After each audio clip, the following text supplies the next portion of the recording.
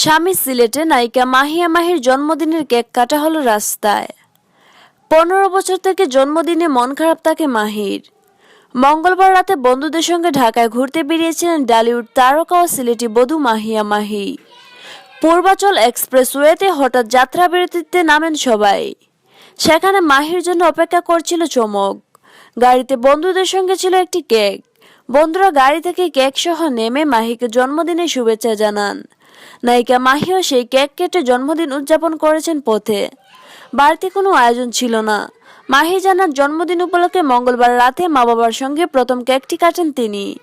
বর মাহমুদ পারভেজ সিলেটের অপু ঢাকায় নেই, তবে তিনিই মাহিকে জন্মদিনের শুভেচ্ছা জানিয়েছেন সবার আগে। শুধু তাই নয়, স্ত্রীর জন্য সিলেট থেকে উপহার পাঠাতেও ভুলেননি তিনি। তবে কি উপহার পাঠিয়েছেন সেটা জানাতে চাননি মাহি। মাহির বর অপু এখন সিলেটে। মাহি জানালেন পরিচিত জনরা কেক নিয়ে এসেছিলেন, তাদের সঙ্গে কিছুটা সময় কাটিয়েছি। বর কাছে নেই, তবে উপহার পাঠিয়েছে বলে খুশি হয়েছি। ছেলেবেলায় এক দুর্ঘটনায় মারা যান মাহির খুব কাছের এক বন্ধু। সেদিন ছিল মাহির জন্মদিন। সেই ঘটনার পর থেকে টানা 15 বছর জন্মদিনে মন খারাপ থাকে মাহির। তখনকার স্মৃতি মনে করে মাহি বলেন, তখন ক্লাস 6-এ পড়ি। পড়াশোনা, বন্ধুদের সঙ্গে খেলাধুলা, দুষ্টুমি করে কেটে যেত।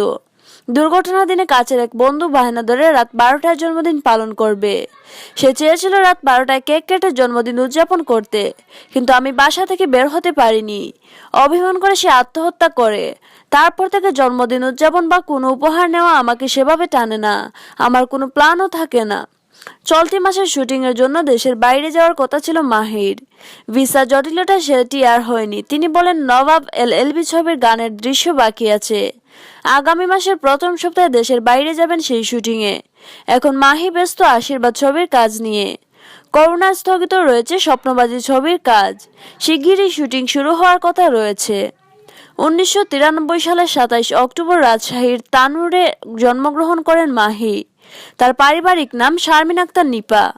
ঢাকার উত্তরা হাই স্কুল থেকে মাধ্যমিক ও ঢাকা সিটি কলেজ থেকে উচ্চ মাধ্যমিক সম্পন্ন করেন।